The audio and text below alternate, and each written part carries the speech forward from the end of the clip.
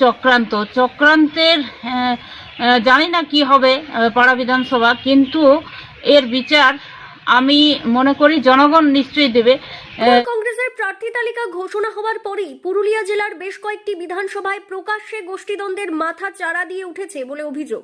এমনকি পাড়া বিধানসভায় তৃণমূল কংগ্রেসের প্রার্থী করা হয়েছে মানিক বাউরিকে, আর এই মানিক বাউরির নাম ঘোষণা হওয়ার সঙ্গে সঙ্গে পাড়া বিধানসভার তৃণমূল কংগ্রেসের বেশিরভাগ কর্মী সমর্থকেরা হতাশ হয়েছে বলে অভিযোগ।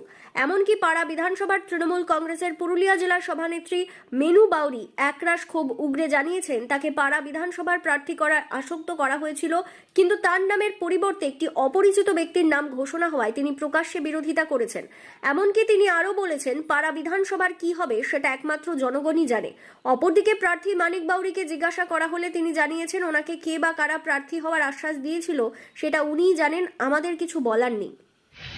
আমি মিনু বাউরি, পুরুলিয়া জেলা মহিলা তৃণমূল কংগ্রেসের সভানেত্রী। আমি দলের একটা ভরসা নিয়ে নেত্রী মমতা বন্দ্যোপাধ্যায়, আমাদের নেতা অভিষেক বন্দ্যোপাধ্যায়ের উপর আমার আস্থা ছিল। দল আমাকে বিভিন্নভাবে আশ্বস্ত করেছিলেন এবং দলের যে পরিচালনার যে সংস্থা আইপ্যাক, ওনাদের নজরদারিতে আমি ছিলাম। সেভাবে আমি দলকে এগিয়ে নিয়ে যাওয়ার জন্য আপ্রাণ চেষ্টা করেছিলাম।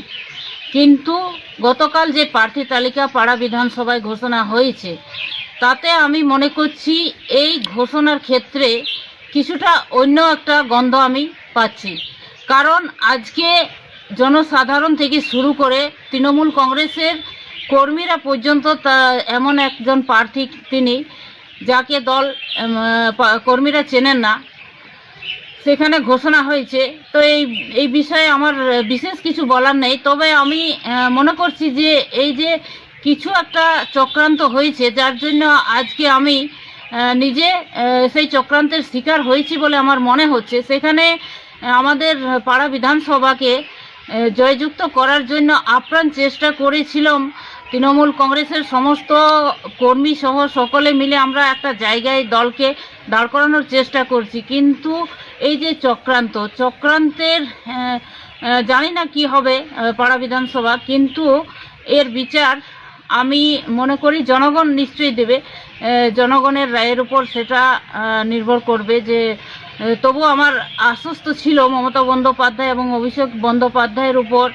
দল যেখানে ঘোষণা করেছে সেই বিষয়টা নিয়ে আমার বিশেষ কিছু বলার নেই। জনগণে এই বিষয়টা ঠিক করবে।